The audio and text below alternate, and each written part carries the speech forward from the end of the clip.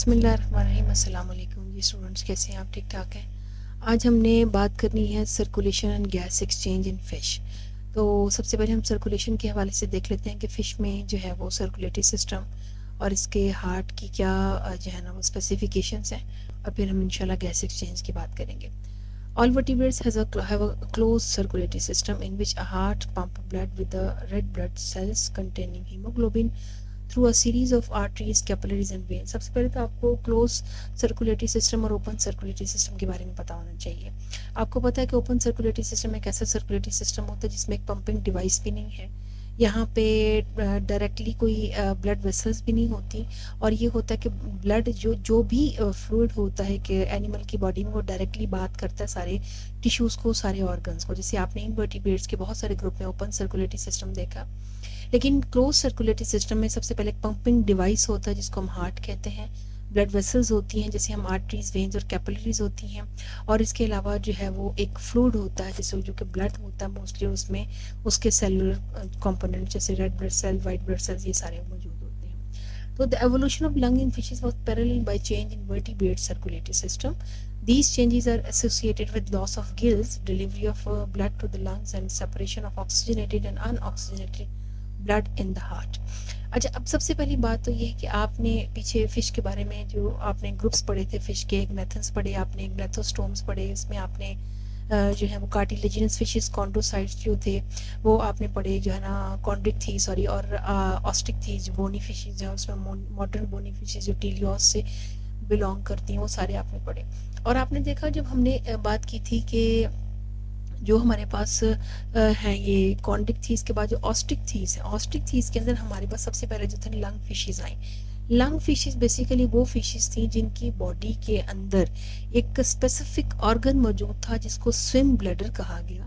और ये swim bladder क्या था कि ये फिशेस जब इनकी वाटर बॉडी जैसे किसी स्ट्रीम में है या रिवर में थी, वो वाटर बॉडी जो थी वो डिहाइड्रेट कर जाती थी या पानी वहाँ से ख़त्म हो जाता था, तो खुश साली का वो जब एक वक्त आता था तो उस वक्त ये अपने गिल्स को तो ज़ाहिर यूज़ कर नहीं सकती थी, तो उस वक्त क्या था, उस वक्त ये लंग्स को यूज़ कर रही थी। ठीक है, और वो लंग्स क्या थे, वो बेसिकली वही जो मैं आपको स्विम ब्लैडर बता रही हूँ, जो स्पेसिफिक न्यूमेटिक सैक्स जिनको कहा जाता था, वो न्यूमेटिक सैक्स थी।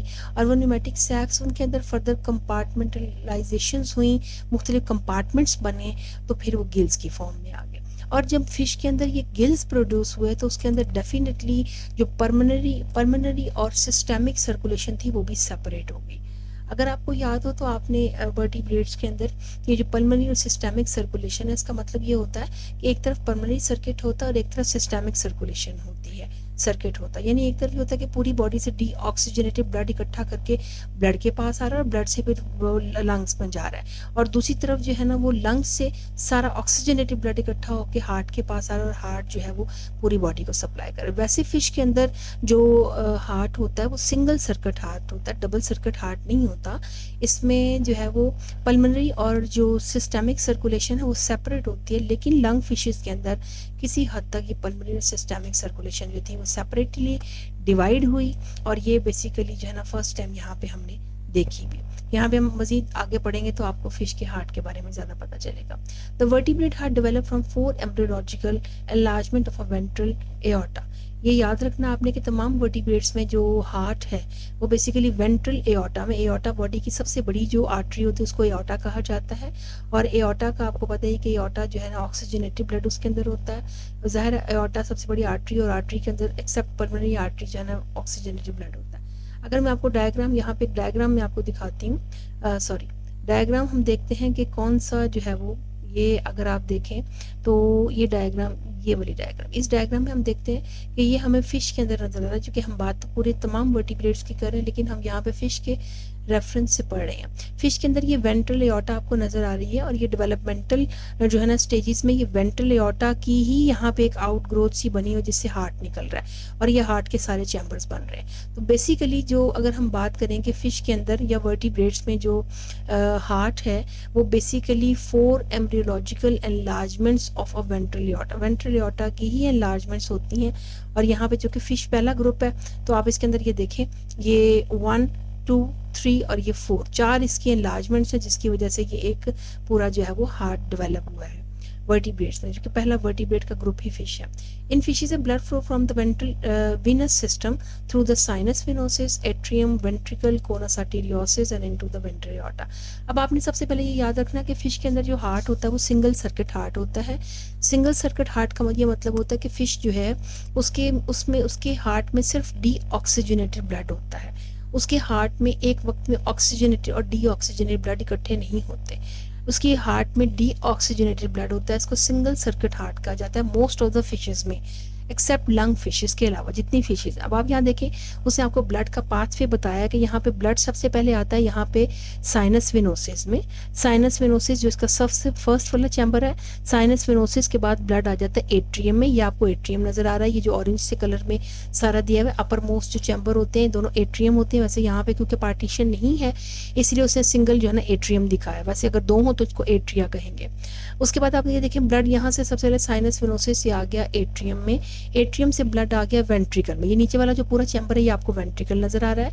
वेंट्रिकल के बाद ब्लड जाता है यहाँ कोनस आर्टेरियोसिस में, ये जो आपको नजर आ रही है ये पूरी एक पैसेज, और इस पैसेज का नीचे वाला जो सोलन सा पार्ट है काफी फूला हुआ, इसको हम कहते हैं कोनस आर्टेरियोसिस। और कोनस आर्टेरियोसिस के बाद ब्लड चला जाता है वेंट्रल एओर्टा में।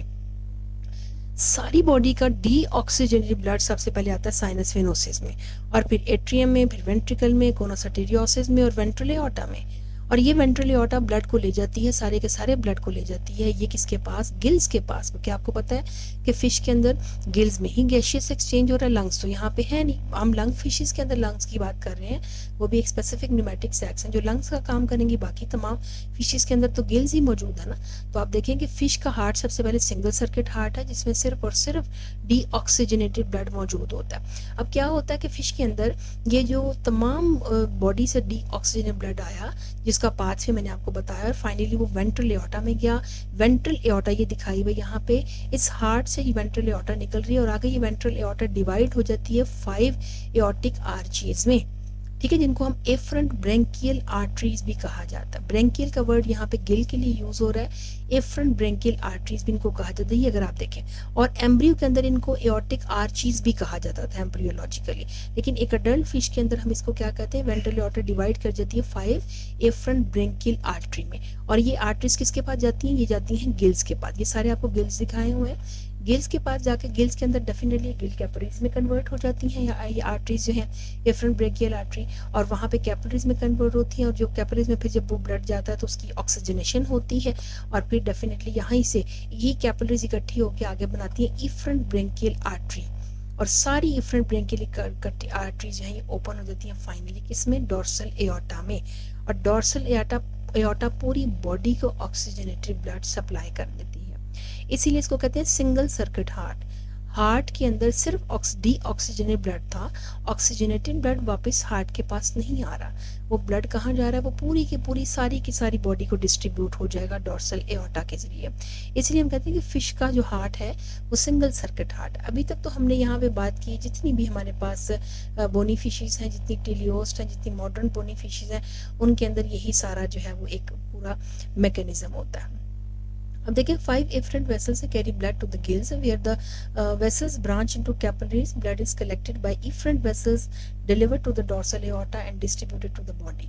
ये तो जनरल फिश के अंदर उससे आपको सारा मैकेनिज्म बताया। Even though lung fishes are not a transitional group, यानी लंग फिशेज जो हैं वो कोई, ये जो बोनी फिशेज से लंग फिशेज में कोई कहता ट्रांजिशन ग्रुप नहीं है जिसमें कोई चीज अब्रप्टली चेंज हो गई है।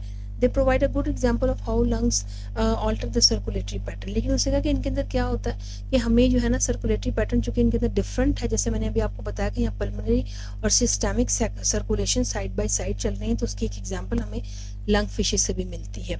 Circulation to gill continues but a vessel to the lungs has developed as a branch of aortic arch. अब सबसे पहले हम इसी डायग्राम में देखते हैं कि ये जो आपको सारा दिखाया हुआ था ये दिखाया है फिशेस में जो लंग फिशेस नहीं है, बाकी तमाम जितनी टेलियोस्ट है मॉडर्न बोनी फिशेस है उनके अंदर ये दिखाया।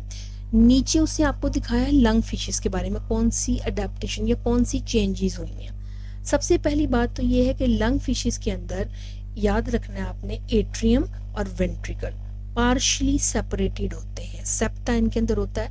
अगर आप यहाँ पे देखें, यहाँ पे ये पूरा एट्रियम था, ये पूरा जो पीछे चैम्बर नजर आ रहा है, लेकिन यहाँ आपको एक एट्रियम का ये नजर आ रहा है और एक एट्रियम ये, राइट एट्रियम यहाँ ये नजर आ रहा है, लेफ्ट एट्रियम ये। तो पहली बात तो ये है कि लंग फिशेस के अंदर जो एट्रियम है वो डिवाइडेड हो गया, पार्शली डिवाइडेड कह रही हूँ। वेंट्रिकल पार्शली डिवाइडेड हो गया, वेंट्रिकुलर सेप्टम पार्शल, पार्शल का मतलब है कंप्लीट सेपरेशन नहीं है, कंप्लीट होता तो यहाँ तक होता है, ये पार्शियल सेपरेशन है, पार्शियली ये जो है ना डिवीजन होगी। फिर एक और बहुत इंपॉर्टेंट चीज़ है कि यहाँ पे ये जो कोनस आर्टेरियोसिस थी, इसके अंदर भी एक खास किस्म का वॉल्व है जिसको हम कहते हैं स्पाइरल वॉल्व। अगर आप देखें यहाँ पे खास किस्म का एक वॉल्व है जिसको हम कहते हैं स्पाइरल वाल्व। फिर आपको यहाँ पे पल्मोनरी वेन्स नजर आ रही है, वो पल्मोनरी वेन्स हैं जो कि तमाम जो ऑक्सीजनेटेड ब्लड जो कि लंग्स या न्यूमेटिक सैक्स में से आ रहा है वो यहाँ पे लेके आती हैं लेफ्ट एट्रियम में। आपको पता है वैसे तो तमाम वेन्स के अंदर ऑक्सीजनेटेड ब्लड नहीं बल्कि डी ऑक्सीजनेटेड ब्लड होता है, एक्सेप्ट सिवाय पल्मोनरी वेन के। पल्मोनरी वेन वो वेन होती है जिसके अंदर के हमें पता ऑक्सीजनेटेड ब्लड होता है जो कि लंग से लेके आ रही होती है ऑक्सीजनेटेड ब्लड को। तो यहाँ पे पल्मोनरी वेन दिखाई हुआ है, यहाँ पे स्पाइरल वाल्व दिखाया हुआ है जो कोनस आर्टेरियोसिस को डिवाइड कर रहा है, यहाँ पे सेप्टम दिखाया हुआ है जो एट्रियम को भी, एट्रिया को भी डिवाइड कर रहा है और वेंट्रिकल्स को भी डिवाइड कर रहा है। फिर अगर हम इस डायग्राम में आ जाते हैं, अब आप यहाँ पे देखें, यहाँ पे डेफिनेटली अगर यहाँ पे पल्मोनरी जो है ना वो रेस्पिरेशन होनी है तो लंग्स को सप्लाई भी तो करना ब्लड। पूरी हार्ट से जिस वक्त डी ऑक्सीजनेटेड ब्लड आता है ये एफरेंट ब्रेकियल आर्टरी में, तो ये जो होती है 6 वाली एफरेंट ब्रेकियल आर्टरी ये आगे डिवाइड करती है, खास किस्म की ब्रांचेस देती है और ये branches oxygen D oxygen blood को लेके जाती हैं लंग्स के पास। ये अगर आपको नजर आ रही है तो यही जो 6 एओर्टिक आर्च थी या 6 एफरेंट ब्रेकियल आर्टरी थी, ये आगे जाके डिवाइड कर रही है किसमें, पल्मोनरी आर्टरीज में।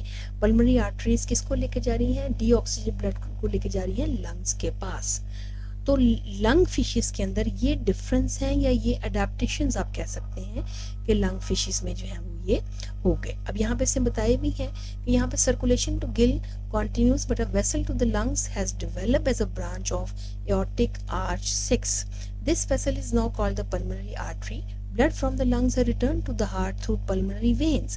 मैंने आपको वेन्स भी दिखाई हैं कि वो डी ऑक्सीजनेटेड ब्लड को लेके आ रही हैं left side of the heart यानी लेफ्ट एट्रियम के अंदर। ये पल्मोनरी वेन्स लेके आ रही हैं ब्लड को, कौन से ब्लड को, ऑक्सीजनेटेड ब्लड को जो कि लंग्स से आ रहा है लेफ्ट एट्रियम के अंदर। अच्छा, blood from the lungs return to the heart through pulmonary veins and enter the left side of the heart. The atrium and ventricle of the lung fishes heart are partially divided. These partial division help keep unoxygenated blood from the body separate from the oxygenated blood. इस पर जो है ना ये कंपार्टमेंटाइजेशन का या आप कह लें इस जो है ना सेपरेशन का, जो पार्शियल सेपरेशन, इसका एक सबसे बड़ा जो है ना आप कह लें कि एज ये होता है या इसका मकसद पर्पस ये होता है कि ऑक्सीजनेटेड और डी ऑक्सीजनेटेड ब्लड को किसी हद तक सेपरेट रखा जाए। फिर एक spiral valve in the conus arteriosus help direct blood from the right side of the heart to the pulmonary artery and blood from the left side of the heart to the remaining aortic arches. अब ये देखें जो हमने पढ़ा था यहाँ पे conus arteriosus में जो हमें स्पाइरल वाल्व नजर आ रहा है, उस स्पाइरल वाल्व का काम क्या है कि वो डी ऑक्सीजनेटेड ब्लड को किस में लेके जाए, वो लेके जाए राइट साइड से पल्मोनरी आर्टरी की तरफ और ऑक्सीजनेटेड ब्लड को लेफ्ट साइड से लेके जाए रिमेनिंग एओर्टिक आर्चीज में। ये देखिए मैं आपको दिखाती हूँ, ये देखिए ये है जी कोनस आर्टेरियोसिस और उसके अंदर ये स्पाइरल वाल्व हमें नजर आ रहा है। लंग फिशेस में इस स्पाइरल वाल्व का काम क्या होता है, इसका काम ये होता है कि राइट साइड पे पूरी बॉडी से आ गया डी ऑक्सीजनेटेड ब्लड, ये ब्लड आया लेफ्ट वेंट्रिकल में और लेफ्ट वेंट्रिकल में से ये ब्लड सारा के सारा कहाँ भेज दिया जाएगा, यहाँ से रिमेनिंग जितनी भी एओर्टिक आर्चीज है उनके पास भेज दिया जाएगा। ये राइट साइड में राइट एट्रियम में आएगा डी ऑक्सीजनेटेड ब्लड, वो आएगा राइट वेंट्रिकल में, राइट वेंट्रिकल से वो ब्लड सारा भेज दिया जाएगा कहाँ पे, तमाम एओर्टिक आर्टरी, ये जो आपको अभी नजर आती है एफरेंट ब्रेकियल आर्टरीज के पास। अच्छा, लेफ्ट साइड पे जो ब्लड आया था वो था पल्मोनरी वेन के जरिए वो ब्लड आया था लेफ्ट साइड पे और लेफ्ट साइड पे जो ब्लड था वो ऑक्सीजनेटेड ब्लड था।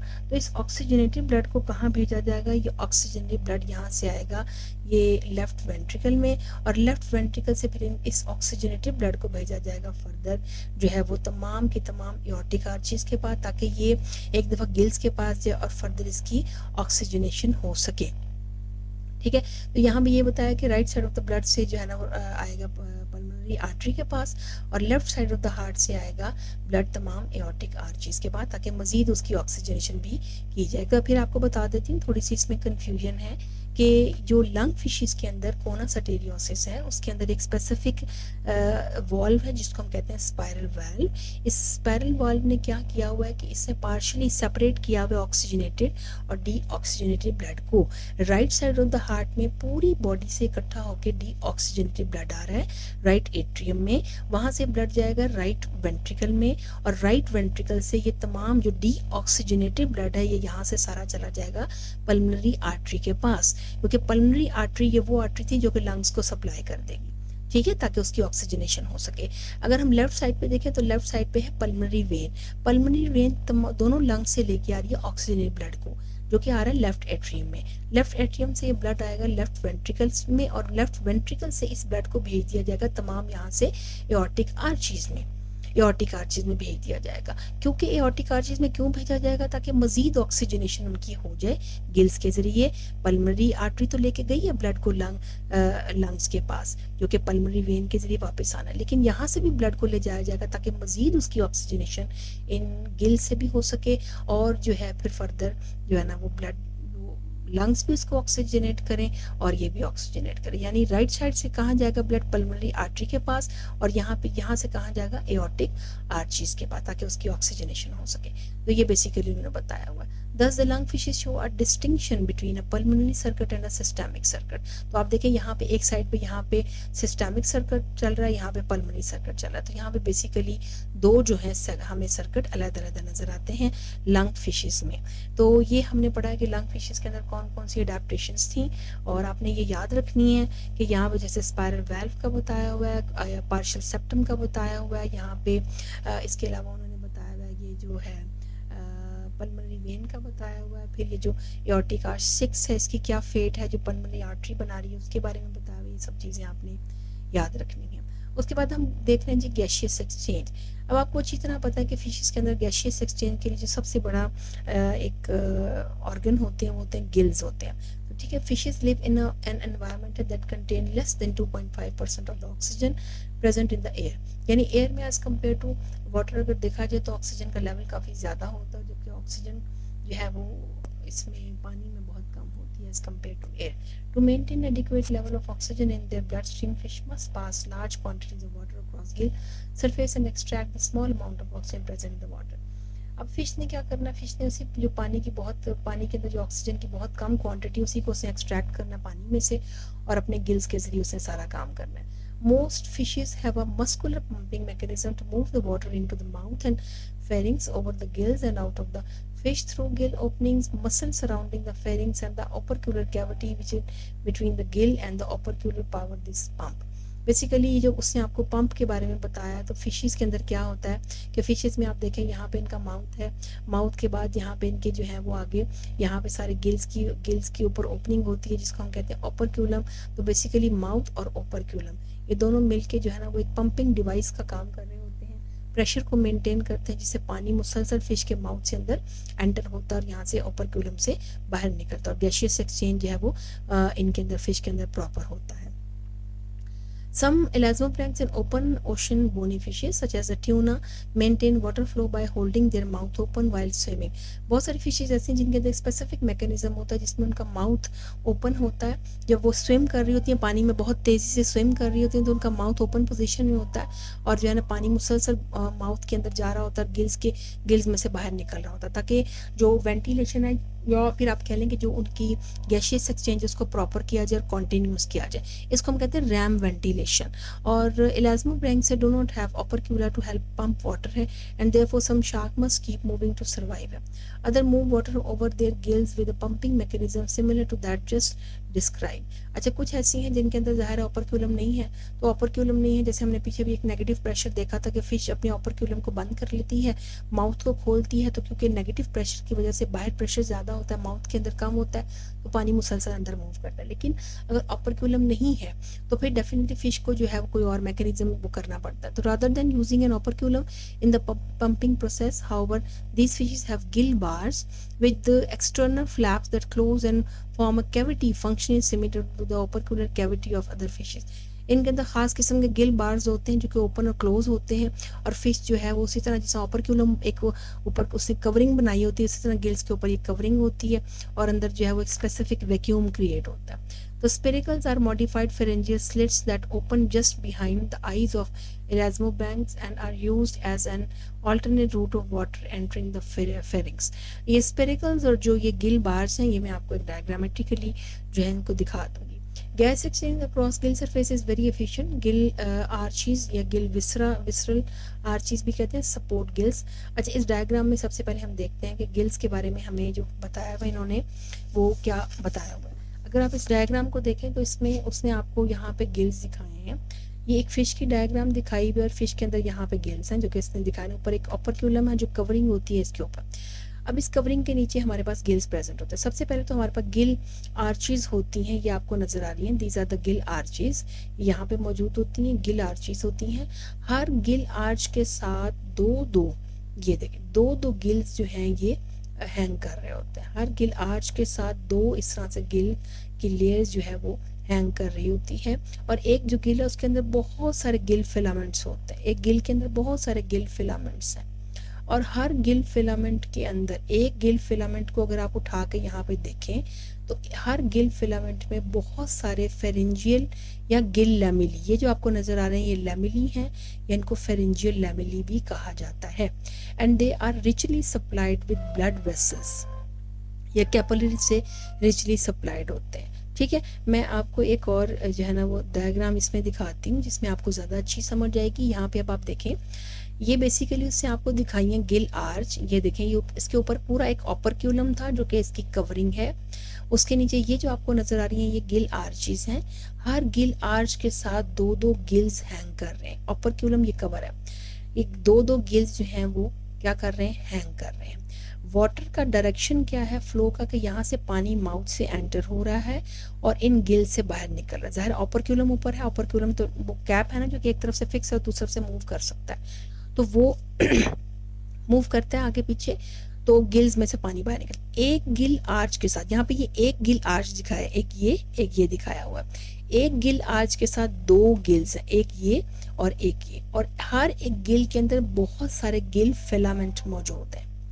ठीक है, और अगर आप एक गिल फिलामेंट को उठा के यहाँ देखें तो एक गिल फिलामेंट में बहुत सारे गिल लैमिली या फेरेंजियल लैमिली जिनको कहा जाता है ये नजर आ रहे हैं.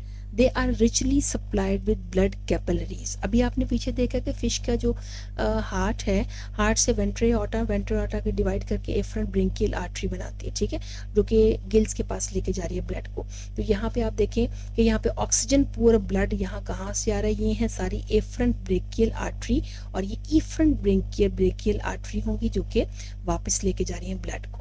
ठीक है, डोर्सल एओर्टा के पास. तो यहाँ से देखें, यहाँ से ब्लड आ रहा है जो ऑक्सीजन पुअर ब्लड है, यहाँ से ब्लड, और दरमियान में कैपिलरीज के जाल में ये सारी कन्वर्ट हो रही हैं. ये जो ब्रेकियल आर्टरी थी दरमियान में ये कैपिलरीज का जाल बना रही हैं, और यहाँ पे जो ब्लड है इफरंट ब्रेकियल आर्टरी से ब्लड जो है ना वापस जा रहा है किसके पास, डोर्सल एओर्टा के पास. अच्छा, अब ब्लड की तो ये डायरेक्शन है. ये गिल फिलाम ये पूरा एक गिल था, उसमें बहुत सारे गिल फिलामेंट थे. एक गिल फिलामेंट में सारे फेरेंजियल या गिल लैमिली है. ठीक है, और आप ये देखें कि ये जो है एक तरफ यहाँ पे एफरंट ब्रेकियल आर्टरी है, यहाँ पे इफरंट ब्रेकियल आर्टरी, और दरमियान में बहुत सारी हमें कैपिलरीज नजर आ रही हैं. और ये अगर आप देखें तो वाटर का जो मूवमेंट है वाटर के, ये देखें यहाँ पे वाटर इस डायरेक्शन में फ्लो कर रहा है. इट मीन्स कि पानी की डायरेक्शन और ब्लड की डायरेक्शन बिल्कुल ऑपोजिट है. एक तरफ पानी फ्लो कर रहा है और ब्लड ऑपोजिट डायरेक्शन में फ्लो कर रहा है. देखिए, water flow between lamellae, blood flow through capillaries in lamellae, gill filaments दिखाए हैं, काउंटर करंट एक्सचेंज, और यही ऑपोजिट फ्लो को हम कहते हैं काउंटर करंट एक्सचेंज. अभी आपको आगे पता चलता है कि इस काउंटर करंट एक्सचेंज का बेसिकली क्या फायदा है, क्यों ये होता है, इसको भी अभी हम देख लेंगे. तो यहाँ पे हमने ये वाली सारी डायग्राम जो मैंने आपको दिखाई है इसमें थोड़ा सा ज़्यादा क्लियर उन्होंने दिया हुआ है, इसीलिए मैंने आपको ये डायग्राम दिखाई है. Gill exchange across gas exchange across Gill surface is very efficient. Gill arches support gill. Gill filament extend from each gill arch and include vascular folds of epithelium जिनको pharyngeal lamellae, gill lamellae भी कहा जाता है. Branchial arteries carry blood to the gills and into gill filaments. The arteries back into capillaries में convert हो जाती है capillary bed में in pharyngeal lamellae. Gas exchange occur as blood and water move in opposite direction on either side of the lamellar epithelium. This countercurrent exchange mechanism provide very efficient gas exchange by maintaining a concentration gradient between the blood and the water over the entire length of the capillary bed. अब पहले तो आप इस diagram को एक दफ़ा ज़रा फिर देखें, इस डायग्राम को एक दफ़ा फिर देख लें. इस डायग्राम में आपने याद रखना है कि गिल आर्च है, गिल आर्च के साथ दो गिल्स हैंग कर रहे हैं और गिल हर एक गिल जो है उसमें बहुत सारे गिल फिलामेंट्स हैं. एक गिल फिलामेंट को उठा कर देखें तो उसके अंदर बहुत सारे फेरेंजियल लैमेली हैं. फेरेंजियल लैमेली जो है ये एपिथेलियम की एक बिल्कुल थिन सी आप कह लें लेयर है जिसके अंदर बहुत सारे कैपिलरीज का जाल है. एफ्रंट ब्रेकियल आर्टरी है जो कि गिल्स के पास इन लैमेली के पास जहाँ पे आपको नजर आ रही हो तो यहाँ पे लेके आ रही है डीऑक्सीजेटेड ब्लड. और इफ्रंट ब्रेकियल आर्टरी जो है वो ऑक्सीजन ब्लड को लेके जाएगी डॉर्सल एओर्टा के पास अपनी पूरी बॉडी में. यहाँ पे उससे आपको ये ब्लड वेसल्स भी दिखाएंगे. ठीक है. और ये याद रखना है कि वाटर हमेशा ऑपोजिट डायरेक्शन में फ्लो करता है. वाटर यहाँ इस तरफ फ्लो कर रहा है और ब्लड जो है वो इस तरफ फ्लो कर रहा है. ब्लड ज़रा ब्लड की ये डायरेक्शन है, वाटर की ये डायरेक्शन है. ब्लड यहाँ से यहाँ पे इस डायरेक्शन में और वाटर इस डायरेक्शन ऑपोजिट डायरेक्शन है ना. और इस ऑपोजिट डायरेक्शन की वजह से काउंटर करंट एक्सचेंज मैक्सिमम जितना भी आप देखें कि एक्सचेंज होता है ऑक्सीजन का वाटर में से वो ब्लड में होता है. ठीक है. हाई कंसंट्रेशन से लो कंसंट्रेशन की तरफ ऑक्सीजन जो है वो मूव कर रही होती है. अच्छा, ये तो इसने हमें यहाँ बताया. अब उसने यहाँ पे डायग्राम एक दी हुई है जिसमें उसने हमें ये बताया है. ये देखें, ये दो डायग्राम दी हुई हैं जिसमें उसने आपको बताया कि वाटर और ये काउंटर करंट एक्सचेंज का क्या फ़ायदा है.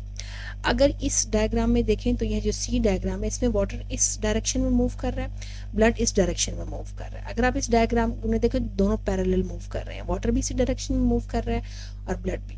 देखिए, अगर वाटर इस डायरेक्शन में मूव करे और ब्लड भी इसी डायरेक्शन में मूव करे तो क्या होगा. जाहिर है हाई कंसंट्रेशन जहाँ पे गैस की है वहाँ से लो कंसंट्रेशन की तरफ गैसेस एक्सचेंज तो होगा ना. गैसेस तो डिफ्यूज करेंगी. जैसे यहाँ पे इस एंड के ऊपर यहाँ पे 100% ऑक्सीजन फर्ज करें तो यहाँ पे गैस डिफ्यूज़ कर रही है, मजीद आगे आहिस्ता आहिस्ता डिफ्यूजन होती चली जा रही है. यहाँ से ऑक्सीजन का लेवल वाटर में कम हो रहा है और इसमें हो रहा है. मैक्सिमम ऑक्सीजन जो है ना वो यहाँ पे मैक्सिमम ऑक्सीजन तब तक यहाँ पे करती रहेगी जब तक लेवल बराबर नहीं होता. अगर पैरेलल डायरेक्शन में दोनों मूव करें तो ये डिफ्यूजन ऑफ ऑक्सीजन तब तक होगी जब तक कि दोनों का लेवल बराबर नहीं हो जाता. ये 50% हो गया, यहाँ पे 50% हो गया, दोनों में ऑक्सीजन का लेवल जो है वो सेम हो गया. तो अब मज़ीद यहाँ पे कोई किसी किस्म की गैशियस एक्सचेंज पॉसिबल नहीं है. अगर ऑपोजिट डायरेक्शन में मूव करेंगे, आप देखिए यहाँ से स्टार्ट हुआ, यहाँ पे क्या था कि यहाँ पे 100% था, यहाँ पे ऑक्सीजन, यहाँ पे 90% हो गया. ठीक है. अगर ऑपोजिट डायरेक्शन में मूव करें तो देखें कुछ ना कुछ ग्रेडियंट हमेशा रह रहा है. ब्लड इस तरफ जा रहा है, यहाँ पे जो है ना वो वाटर इस तरफ मूव कर रहा है और यहाँ पे देखें कभी भी लेवल दोनों का सेम नहीं होगा. यहाँ पे 15% ऑक्सीजन है, यहाँ 5% है. ठीक है. ब्लड जब ये ऑक्सीजन जो वाटर जब इस डायरेक्शन में जा रहा है, यहाँ 40%, यहाँ 30%, यहाँ 70, यहाँ पे थोड़ा बहुत डिफरेंस हर वक्त मौजूद रहेगा गैस के एक्सचेंज के लिए. और आपको पता है अगर कोई भी किसी भी गैस ने डिफ्यूज़ करना है तो डेफिनेटली जो पार्शियल प्रेशर होता है, जो प्रेशर ग्रेडियंट होता है वो होना लाजमी होता है. अगर ग्रेडियंट नहीं होगा, ग्रेडियंट मीन्स कि डिफरेंस नहीं होगा प्रेशर का, यहाँ पे डिफरेंस ख़त्म हो गया था ना. जितनी गैस इधर थी, जितनी ऑक्सीजन इधर थी उतनी इधर थी, मजीद कोई डिफ्यूजन नहीं हो सकती. लेकिन यहाँ पे आप देखें हमेशा कुछ ना कोई डिफरेंस है. यहाँ 515 है, 40-30 है, 70-60 है, 190 है, कुछ ना कुछ डिफरेंस है. इट मीन्स कि जो पार्शियल प्रेशर या जो ग्रेडियंट होता है गैसेस का वो बहुत ज़रूरी होता है और वो मेंटेन होता है हमेशा जब अपोजिट डायरेक्शन में कोई चीज़ मूव कर रही होती है. जैसे वाटर कर रहा है वो अगर अपोजिट सेम डायरेक्शन में मूव करेंगे, पैरेलल मूव करेंगे तो ये जो ग्रेडियंट है ये मेंटेन नहीं होगा. और जब ग्रेडियंट मेंटेन नहीं होगा तो डेफिनेटली फिर यह कि गैशियस एक्सचेंज भी मज़ीद नहीं होगा. इस डायग्राम में उन्होंने यही दिखाया कि डिफ्यूजन ग्रेडियंट उसकी क्या वैल्यू होती है with the reference of the gaseous exchange और काउंटर करंट एक्सचेंज वो किस तरह से ज़रूरी है. तो आपने इस पूरे टॉपिक में आपने गिल्स के बारे में और गैशियस एक्सचेंज किस तरह होता है ये अच्छी तरीके से याद रखना है कि किस तरह से गैशियस एक्सचेंज हो रहा है. अच्छा, एक और बहुत इम्पॉर्टेंट चीज़ जो टॉपिक अभी हमने पढ़ना है और इसमें हमने फ़िश के अंदर हम देखते हैं वो है जी स्विम ब्लैडर। स्विम ब्लैडर वैसे तो आपको पता है कि वो एक ऐसा ऑर्गन है फ़िश के अंदर, गैस फिल्ड ऑर्गन है जो कि उसकी बायोंसी को मेंटेन करता है। लेकिन यही स्विम ब्लैडर जो था ये लंग फिशेस में इसने जो है वो काम किया, न्यूमेटिक सैक का, ये लंग्स का भी काम किया स्विम ब्लैडर ने।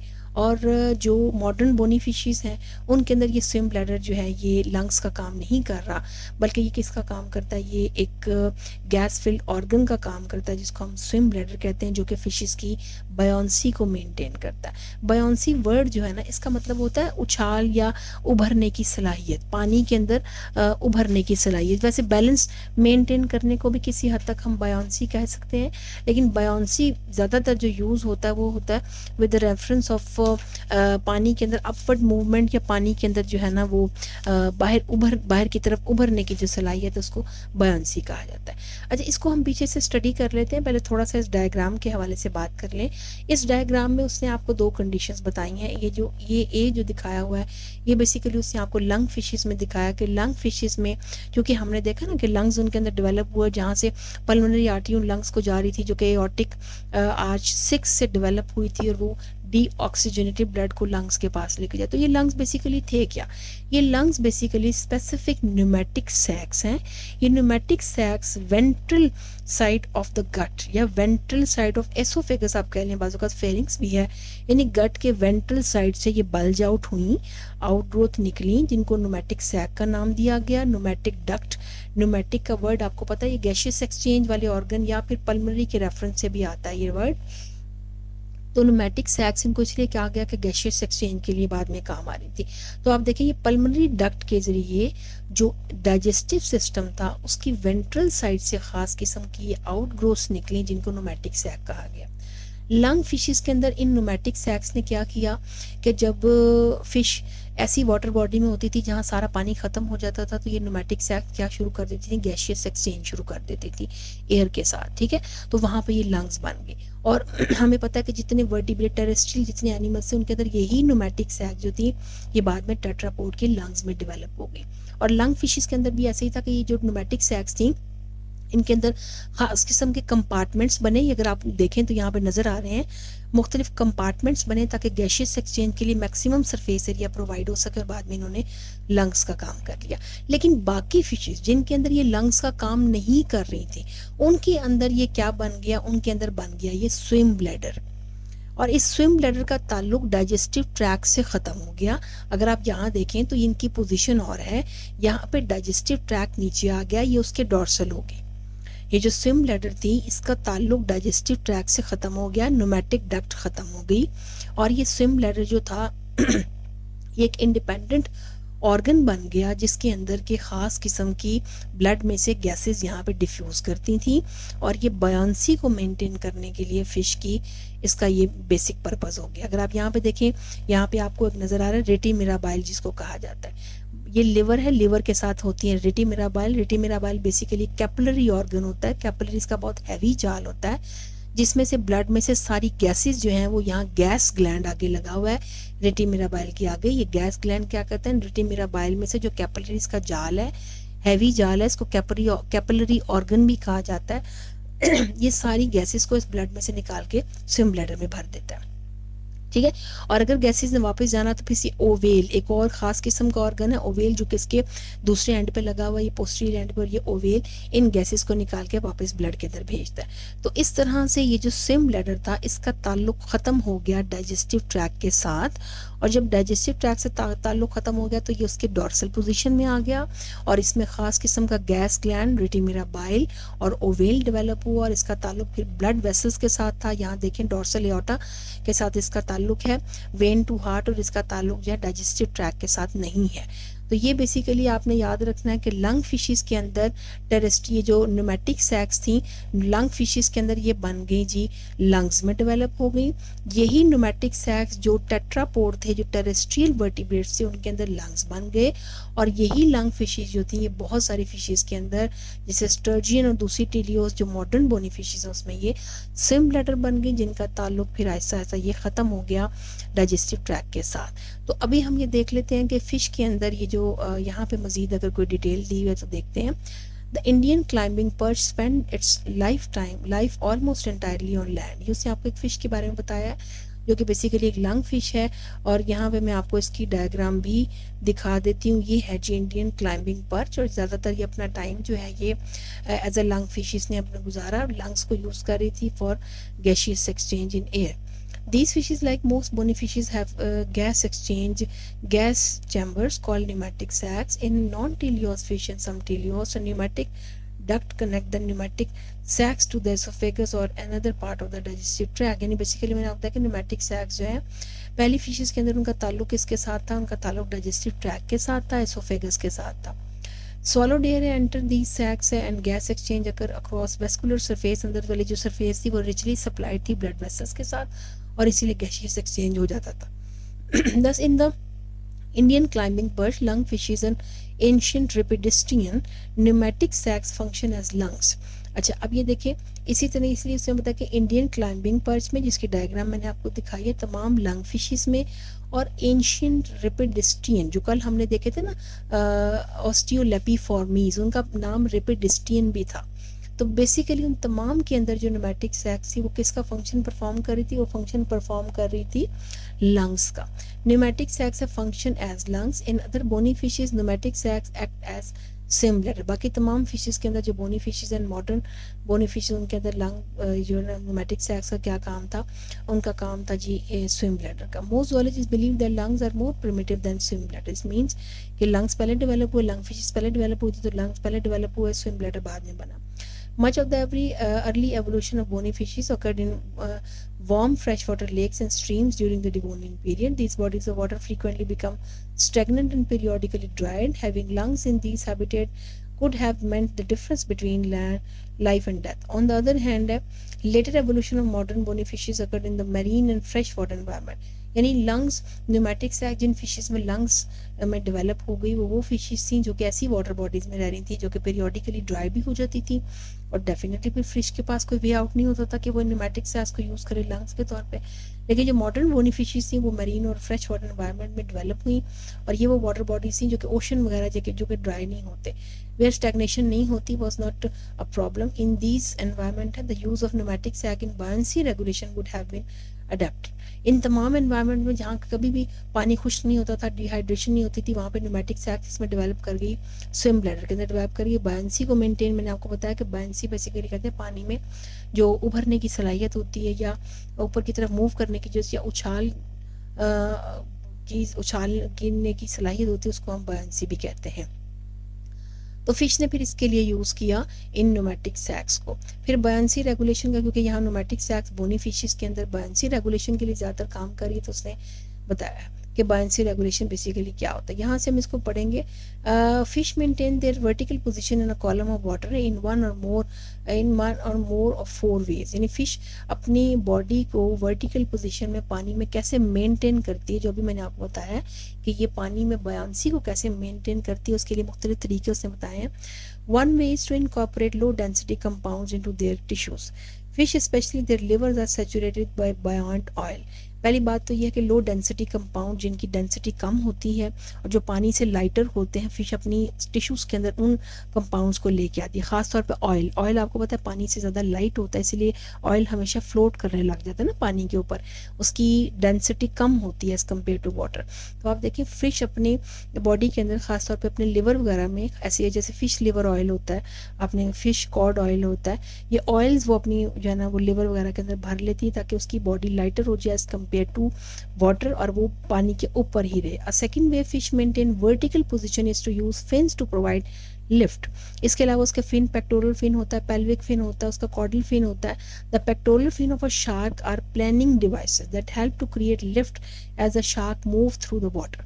अच्छा, अगर आप शार्क का देखें, ये वाला पेक्टोरल फिन देखें, तो वो एक प्लानिंग डिवाइस है जिस तरह पर होते हैं परिंदे के, अपलिफ्ट करने में, ऊपर की तरफ मूव करने में, वो प्रेशर नीचे की तरफ ज़्यादा हो तो ऊपर की तरफ मूव कर सकते। Also the large upper lobe of a shark's caudal fin provide upward thrust for the posterior end of the body. अच्छा, मैं अब आपको डायग्राम दिखाती हूँ यहाँ से शार्क की, कि अगर आप शार्क की डायग्राम ये वाली, हाँ जी ये डायग्राम अगर आप शार्क की देखें तो आप ये देखेंगे कि इस डायग्राम के अंदर ये आपको पेक्टोरल फिन नज़र आ रहा है शार्क का। और पेक्टोरल फिन देखें बिल्कुल जैसे बर्ड्स के विंग्स होते हैं उस तरह से एक प्लानिंग डिवाइस ही हमें लग रहा है। और ये क्या होता है कि नीचे इसके प्रेशर जब बढ़ता है तो ये अपलिफ्ट मूव करता है। इसके अलावा कॉर्डल फिन यहाँ से ये वाला फिन है, इसका अपर लोब इससे भी ज़्यादा बड़ा हो सकता है। और जब अपर लोब इससे भी ज़्यादा बड़ा होता है तो ये भी पानी के अंदर फिश को ऊपर की तरफ जाने में बहुत मदद देता है। तो बेसिकली उससे आपको एग्जांपल यहाँ पे शार्क की बताइए कि शार्क में जो पेक्टोरल फिन है और जो इसकी कॉर्डल फिन का अपर लोब है वो बहुत इंपॉर्टेंट काम कर रहे हैं। Third adaptation is the reduction of heavy tissue in fish, कि फिश की बॉडी में कोई हैवी टिश्यू नहीं है, यहाँ तक कि उसका जो एंडोस्केलेटन है, the bones of the fish are generally less dense than those of terrestrial vertebrates, उनकी उसकी बोन्स की डेंसिटी भी बहुत ज़्यादा नहीं है। One of the adaptive feature of the elasmobranch cartilaginous skeleton probably result from cartilage being only slightly heavier than water। और देखें कार्टिलेजिनस फिशेज जिनके अंदर सॉफ्ट बोन्स होती हैं, उनके अंदर कॉन्ड्रोसाइट्स होते हैं, वो तो वैसे ही बहुत लाइट होते हैं as compare to water. The fourth adaptation is the swim bladder. A fish regulate buoyancy by precisely controlling the volume of gas in its swim bladder। अब आप देखें कि 4 ये अडेप्टेशंस के फिश अपनी बायोंसी को, अपनी upward movement in the water को कैसे कंट्रोल कर रही होती है उसके लिए बताइए। एक तो उसने आपको बताया कि उसके टिश्यूज़ के अंदर लो डेंसिटी कंपाउंड्स होते हैं, जैसे उसके लिवर के अंदर ख़ास किस्म के बायंट ऑयल्स होते हैं।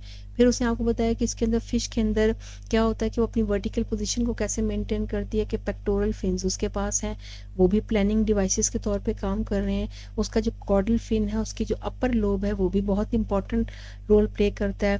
फिर इसके अलावा ये कि उसके टिश्यू इतने ज़्यादा हैवी नहीं होते, उनकी डेंसिटी ज़्यादा नहीं होती, जो उसकी बोन्स होती हैं वो भी लाइटर होती हैं। और ख़ासतौर पर कार्टिलेजिनस फिशेस के अंदर तो बोन्स बहुत ही लाइट होती हैं।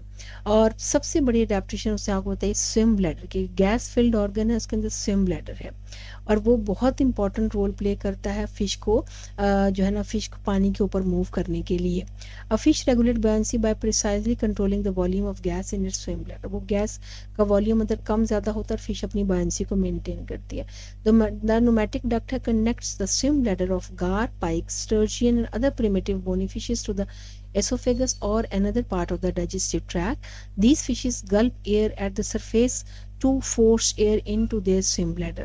ये उसने मैंने आपको दिखाया ही है कि जो प्रिमिटिव फिशेस थी या जो लंग फिशेस थी उनके अंदर फिश ये जो न्यूमेटिक सैक्स थी जो कि बेसिकली स्विम ब्लैडर ही थी, ये किसके साथ अटैच थी, ये अटैच थी किसके, ये डाइजेस्टिव ट्रैक के साथ, और फिर डाइजेस्टिव ट्रैक से ही एयर जो थी वो इनके अंदर फिल हो जाती थी। लेकिन यहाँ पे बाद में जो ये कनेक्शन, जो न्यूमेटिक सैक का कनेक्शन था न्यूमेटिक डक्ट के जरिए डाइजेस्टिव ट्रैक से, वो कनेक्शन ख़त्म हो गया, और यहाँ पे फिर ब्लड के साथ जितना भी था, ब्लड के साथ जो एक्सचेंज ऑफ गैसेस था या ब्लड में से गैसेस जो थी वो इसमें आने लग गई। The fish gulp air at the surface to force air into their swim bladder। Most teleosts have swim bladders that have lost a functional connection to the digestive tract। The blood secrete gases have various mixture of nitrogen and oxygen into the swim bladder using a counter current exchange mechanism in a vascular network called the retromirabile miraculous net, जिसको हम कहते हैं, miraculous का मतलब जो Mosaic हो, बहुत ही अनोखा या different. gases may be reabsorbed into the blood at the posterior of the blood the oval of the bladder, the oval. अच्छा, अब इसी डायग्राम को अब देखिए, जितनी भी मॉडर्न बोनी फिशेस थी, टिलियोस थी, जितनी भी आगे जो अब फिशेस हैं जो कि इसको यूज़ नहीं कर रही इस न्यूमेटिक सैक को लंग्स के तौर पे, उनके अंदर क्या हुआ, एक तो न्यूमेटिक डक्ट ख़त्म हो गई, कनेक्शन डाइजेस्टिव सिस्टम के साथ ख़त्म हो गया। फिर यहाँ पे ख़ास किस्म का आपको गैस ग्लैंड नज़र आ रहा है, लिवर से स्पेसिफिक निकल रही थी वेन्स जो कि यहाँ बना रही हैं रेटिमिराबाइल। ये रेटिमिराबाइल जिसका आपने काउंटर करंट एक्सचेंज देखा ना, उसी तरीके से ये भी कैपिलरी ऑर्गन है, और इनके अंदर ब्लड होता है, ब्लड होता है, और ब्लड में से जितनी भी गैसेज हैं, ऑक्सीजन है, नाइट्रोजन वगैरह, वो इस गैस ग्लैंड के जरिए भर जाती हैं स्विम ब्लैडर में according to the demand of the body, कि बॉडी को इस वक्त कितनी बायंसी की ज़रूरत है। तो गैसेस यहाँ पे स्विम ब्लैडर में आती है, और अगर गैस को कम करने की ज़रूरत हो तो ये जो ओवेल पोस्टीरियर साइड पे एक ऑर्गन है, इस ओवेल से गैसेस वापस इस डोर्सल एओर्टा में जो ब्लड है उसके पास चली जाती हैं। ठीक है। तो बेसिकली ये जो ऑर्गन है इसके अंदर गैस की ज़्यादा या कम होने को कंट्रोल कर रही है। फिश किस तरह कर रही है कि ये जो ओवेल और ये जो रिटर मिराबाइल है इसके ज़रिए, यहाँ भी गैसियस एक्सचेंज अपोजिट डायरेक्शन में होता है। गैसियस एक्सचेंज बहुत सारा नेट है यहाँ पे कैपिलरीज का, जो कि जो है ना ब्लड इसमें से जब फ्लो कर रहा है तो यहाँ गैसेज यहाँ जा रही हैं और ब्लड जो है ना उसके अपोजिट डायरेक्शन में फ्लो कर रहा है। तो ये आपने जो है ये स्विम ब्लैडर का, अच्छा इसकी एक दफ़ा कैप्शन को देख लेते हैं कि इसमें क्या दिया हुआ है। Pneumatic sacs may have originally developed from ventral outgrowth of the esophagus. Many ancient fishes probably use pneumatic sacs as lungs. B. Primitive lungs develop further during the evolution of vertebrates, यानी जो terrestrial vertebrates बने उनके अंदर यही जो primitive lungs थे जो basically compartments के डेवलप होने से बने थे न्यूमेटिक सैक्स में, वो डेवलप हो गए टेट्रापोड के लंग्स में। टेट्रापोड वो हैं जो टेरेस्ट्रियल तमाम 4 टांगों वाले जितने भी एनिमल्स हैं उनको टेट्रापोड्स कहा जाता है। Primitive lungs developed further during the evolution of the vertebrate. Internal compartmentalization increased surface area for gas exchange. जितने कंपार्टमेंट ज़्यादा डेवलप हो गए उतने ही ज़्यादा क्या हुआ, गैशियस एक्सचेंज जो है ना वो प्रॉपर हो गया, क्योंकि हर कंपार्टमेंट रिचली सप्लाइड होता है ब्लड वेसल्स से या कैपिलरी से। Most bony fishes pneumatic sacs are called the swim bladder and they are modified for buoyancy regulation. Swim bladder are dorsal in position to prevent a tendency for the fish to belly up in the water. अब आप देखिए सबसे बड़ी बात है कि इसकी position जो है ना वो डॉर्सल होती है, डाइजेस्टिव ट्रैक में नीचे होता है और ये फिश जो है ना ये इसको ऊपर रखती है ताकि इजीली फिश जो है ना वो स्विम कर सके। न्यूमेटिक डक्ट है, connection to the oesophagus are frequently lost. Pneumatic duct यहाँ पे खत्म हो गई, डाइजेस्टिव ट्रैक के साथ रिलेशन खत्म हो गए। Gases transfer from the blood to the swim bladder through a counter current exchange mechanism called rete mirabile. यहाँ पे एक मिराकुलस नेट था, कैपिलरीज का एक जाल था, कैपिलरी ऑर्गन था जो कि ब्लड में से गैसेस को यहाँ भेज रहा था। The oval at the posterior end the swim bladder return gases to the blood. ये ओवेल है, ये भी स्पेसिफिक एक ऑर्गन है जो कि ब्लड में गैसेस को इस स्विम ब्लैडर में से वापस भेजता है। तो ये आपने स्विम ब्लैडर के हवाले से याद रखना है। बंसी को कैसे मेंटेन रखी है फिश ने ये याद रखना है। ये जो गिल्स हैं इनके हवाले से हमने जितना भी एक्सचेंज और जो भी हमने डिस्कस किया, जो डायग्राम्स मैंने आपको साथ साथ दिखाई हैं वो भी आपने अच्छी तरह याद रखनी है। डायग्राम्स हमने ये गैशियस एक्सचेंज के हवाले से डायग्राम देखी थी हमने, फिर हमने देखी है जी एक डायग्राम, ये इंडियन पर्च की डायग्राम हमने देखी है जो कि स्विम ब्लैडर को यूज़ कर रही है एज अ लंग। ये हमने डायग्राम देखी है एक शार्क की जिसमें हम पेक्टोरल फिन्स जो कि एज अ प्लानर यूज़ होते हैं और कॉर्डल फिन, अपर कॉर्डल फिन की बात कर रहे हैं, ये भी वही है। और यहाँ पे हमने देखा है कि वेंट्रल एओर्टा किस तरह से हार्ट, उसमें से 4 जो है ना आउटग्रोथ निकलती है और हार्ट डेवलप होता है फिश के अंदर। तो ये आपने अच्छी तरीके से पढ़ना है। आई होप आपको समझ आई होगी इस लेक्चर की। Thank you so much. Allah हाफिज़।